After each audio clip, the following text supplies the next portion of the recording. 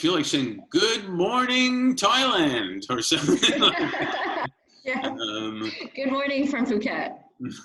this is awesome. So LA to Phuket and Mark to Susan. It's awesome to see you. I won't tell anybody that we've had an hour conversation before this, which was spectacularly brilliant as well. Almost solved all the problems, but then we realized there was even more in the world. So we're still at it. But it's number one, it's great to see you. It's good to see you're Thank you. healthy and smiling and laughing, usual, Miss O. And I appreciate you being on our series to recognize Leadership Care and just chat a little bit. So I guess the best way to start is briefly just tell everybody who you are and what a little bit about you. Okay. Okay. As you know, my name is Susan O. I was a business journalist for a better part of 25 years. I started when I was 16, and then I transitioned into writing about technology back in about 2012 in Chicago, and was then asked by some of those companies that I interviewed and profiled to then consult for them on their startups. And was then enlisted by an AI company based out of Cupertino and now San Francisco back in 2014.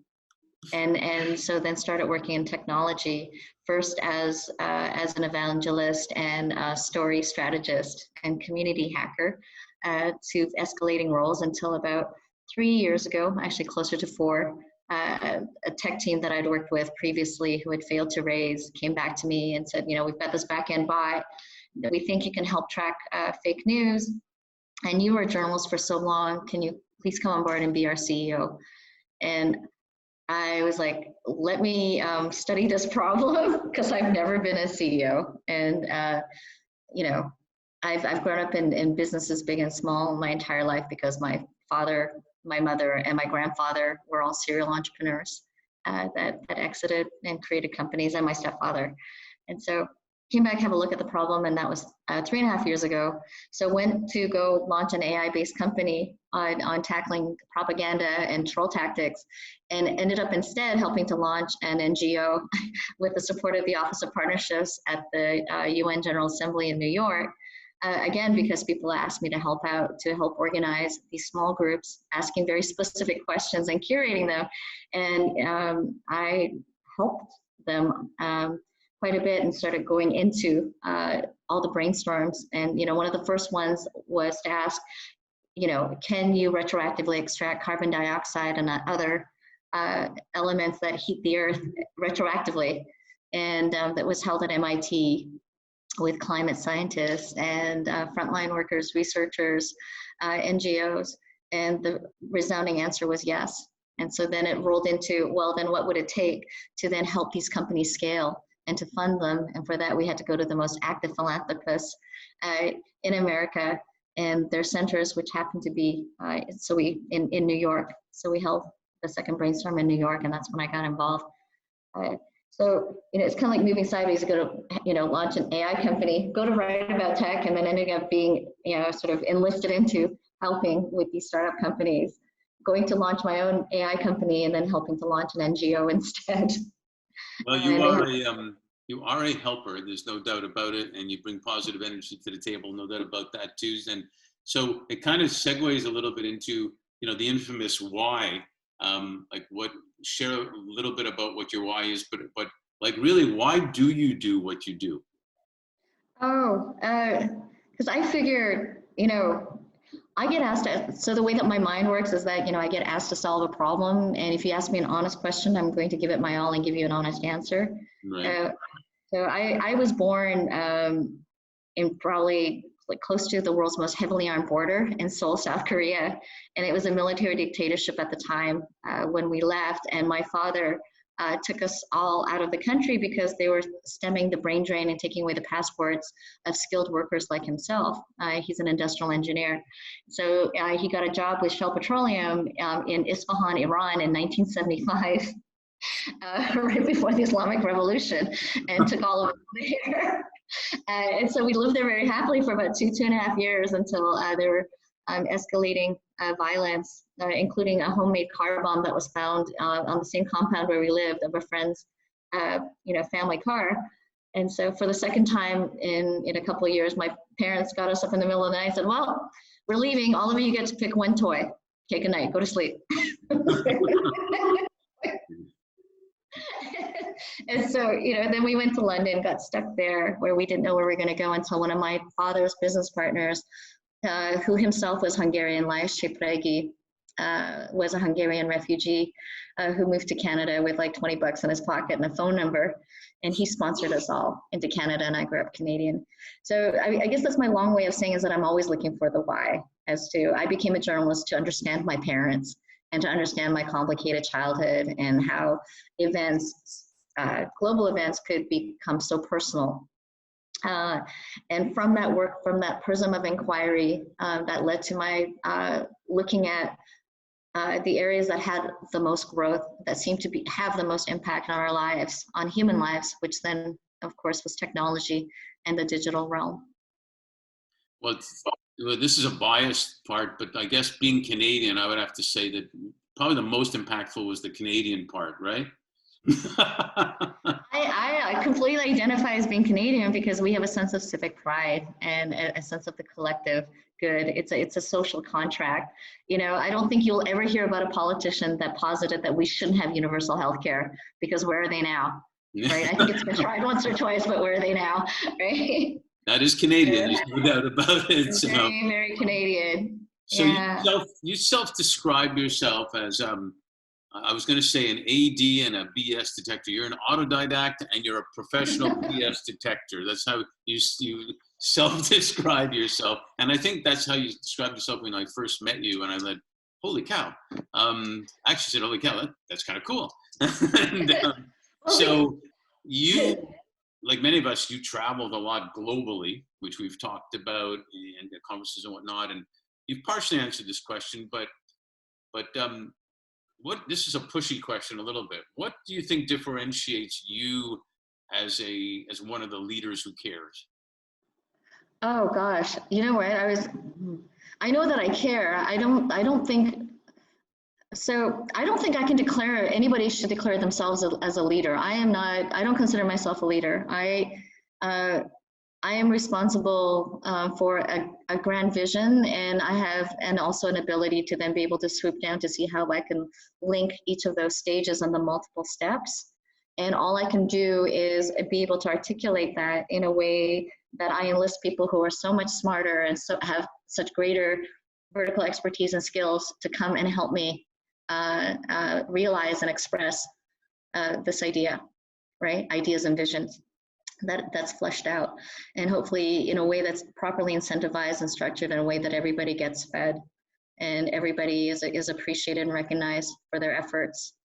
That actually, you just defined that you kind of are a leader because you bring in the best people and you act with humility. So that was a good description. So it works. Now you talked about your parents and your grandparents, and I talked about my grandparents in a recent article I published with LinkedIn, and I think most grandparents probably said what mine did. They said, if the most important thing is to have your health, that's the most important thing. And so the speed of technology the last 50, 40, 10 years has been unbelievable. Now we have COVID here, which is impacting social, economic, like it's going out of style. And like we've talked, there's a reason for everything. People are thinking now a little bit more. They have more time to think. They're trying to, and almost an awakening a little bit of Mother Nature saying, you should see what's really important out there. Yeah. How do you view, with all of that, how do you view the future of work, the future of business, like 2 steps from now and 2 years from now? Oh, wow. So, you know what, with this pandemic, it really became crystal clear to me of just how quickly things are being automated. And I'd always said that, you can view AI as automation and blockchain as simply as the ability to build a trustless system with a degree of transparency. And you see the need for that immediately when you know, oh my God, we don't have a supply chain for proper FDA approved medical supplies and protective gear, Yeah. and we can't track the prices of who's price gouging and who's hoarding, all of which would have been is possible with blockchain features and with AI looking at the patterns and the anti-patterns of where these supplies go and end up. So everything has changed. It's like, you know, we went to sleep in one world, as this poem that I was reading said. We went to sleep in one world and woke up in another. And it was watching the sci-fi movie unfold. I will say that what I've always said was that I was hoping that the AI and the automation would free people from those repetitive jobs that people were never meant to do. And so that we could free people, to be more human and humane, to be able to create and nurture and daydream and have vision, and take care of living things, and discern, have a practice of discernment. And it's almost kind of come to that because, you know, staying apart together gives you a lot of time for reflection and a lot of time for going back to your hobbies and your dreams. I'm getting a lot of gloating from millennials who are hipsters saying, you were laughing at us for knowing how to distill our own gin on rooftops, and now here you are. You know? A lot of us are going back to our childhood dreams and our hobbies, and we figured out a way to work remotely, those of us who want to be productive. Or, you know, I've been working remotely for about probably closer to 10 years now. Yeah. Everyone is figuring out a way of how to stay together but apart, and to be productive, and to be self-disciplined in a way, self-motivating and contained. And that's going to be more key than ever, that, you know, when we're talking about the speed of technology and digital, what makes people the most productive, you know, we've had probably hours and hours of conversation about this, you and I, about this, and it's about the adaptability and the resilience and the sense of self-motivating vision and passion, you know, of being able to sort of be very, very self-guided and going with your gut, but also being aware of all your like blind corners with people who are smarter than you are. So to get the future of work is that everybody now must think entrepreneurially, and everybody must think about how to be productive remotely, and to practice good hygiene. You know, if you think about the places, and it really hurts me to say this as a New Yorker, that wash your hands, make soaps available in every public place. If we make it a practice that, you know, we're social distancing, which is great for some of us who are ambiverts and introverts, social distancing and just washing your hands for 20 minutes. Yeah. You know, every time that you touch something or go out the door, that in itself would help. 20 seconds, right? 20 seconds, at least 20 to 30 seconds. Yeah. Because a virus is nothing but a piece of DNA covered by a layer of fat that gets into your system and then starts chunking itself out, replicating itself. Well, doesn't it?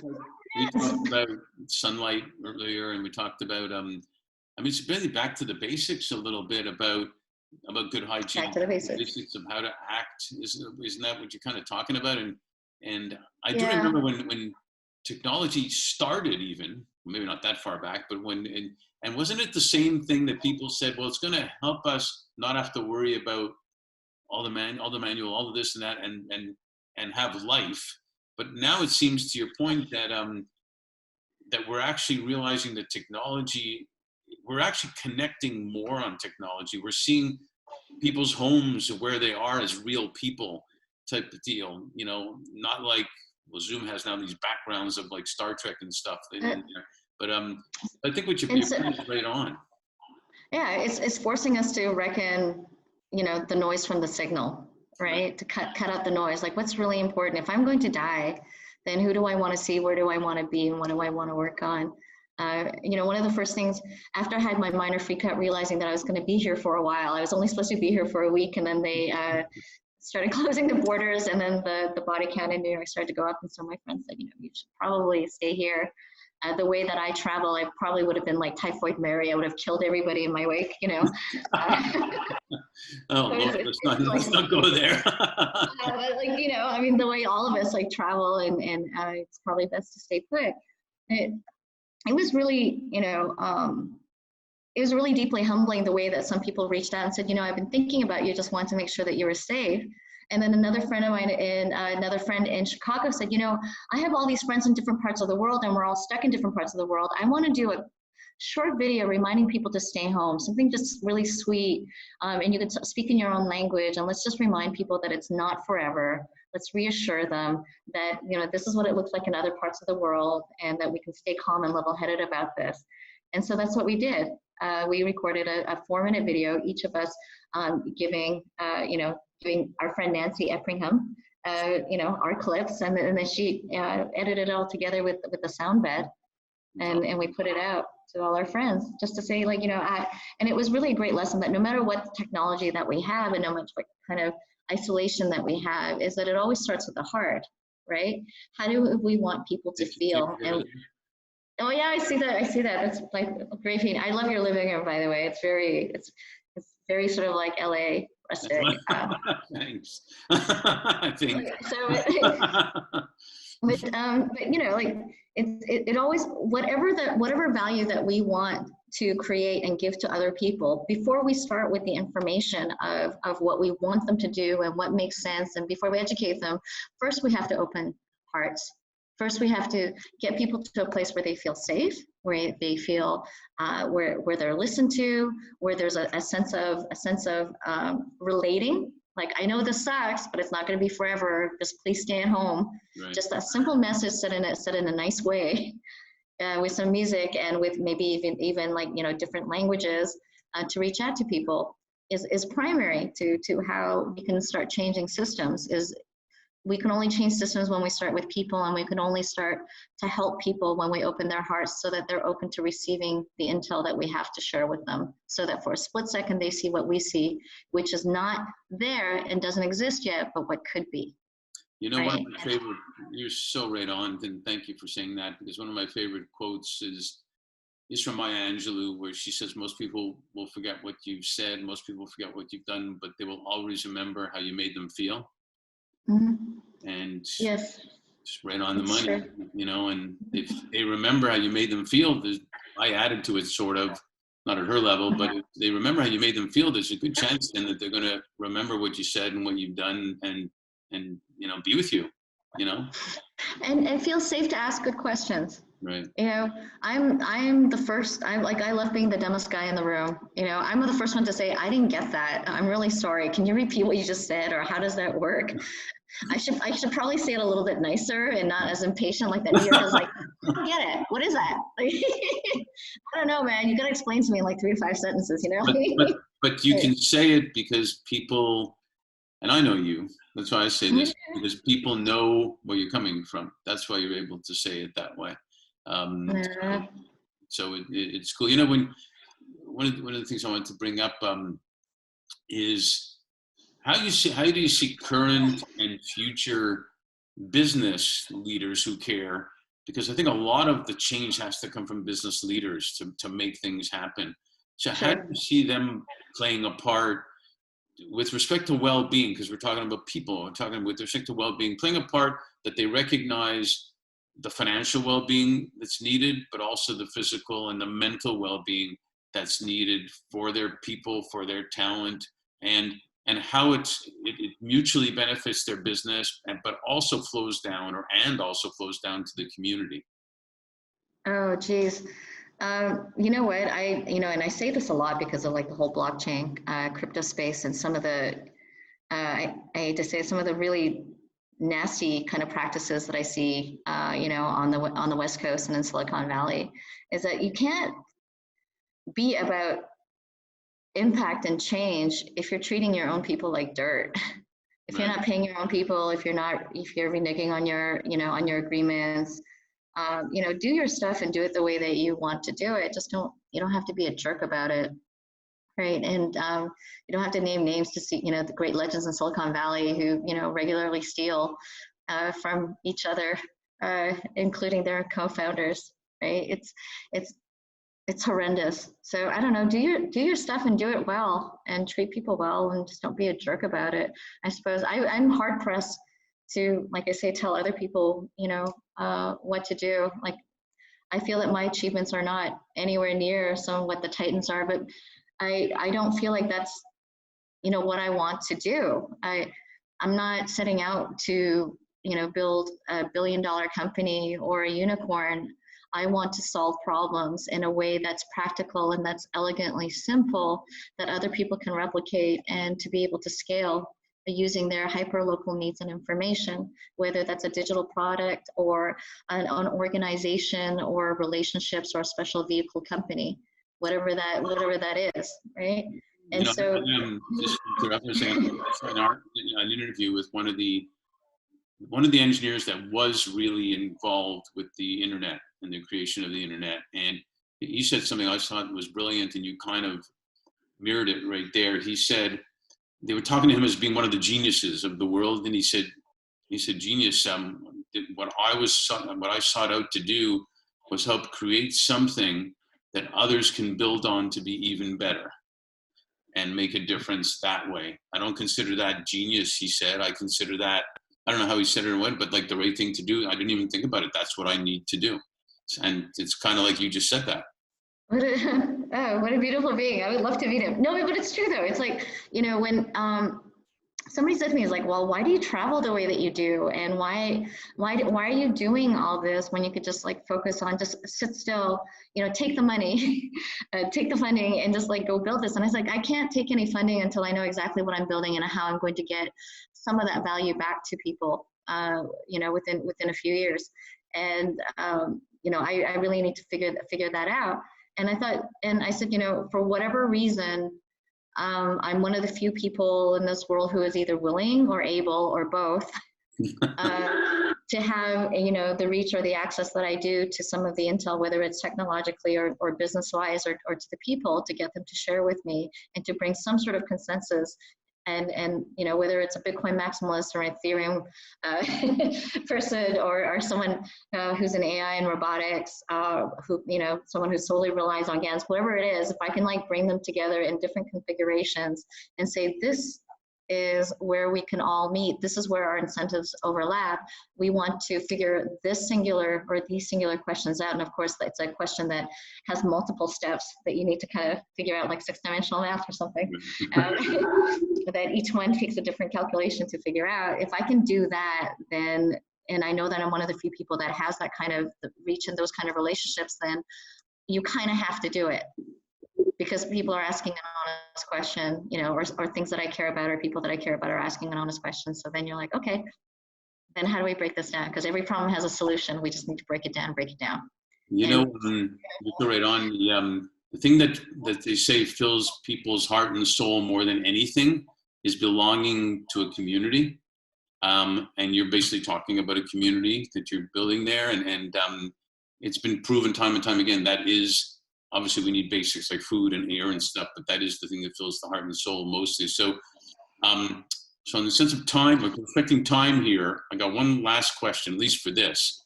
In like 2 sentences of the deal, there's a lot of graduating students now, that don't have their graduation, but they're having it, they're graduating. What would be your advice with all the amazing experiences you've had? What would be your advice to them as future leaders who care as to, well, what now? What's next? Follow your bliss, but don't let it be on a shifting plate. Your passions are not how you feel. Your passions are only discovered by doing and failing at a lot of different things. So just go out and do. Awesome. Susan, thank you so much.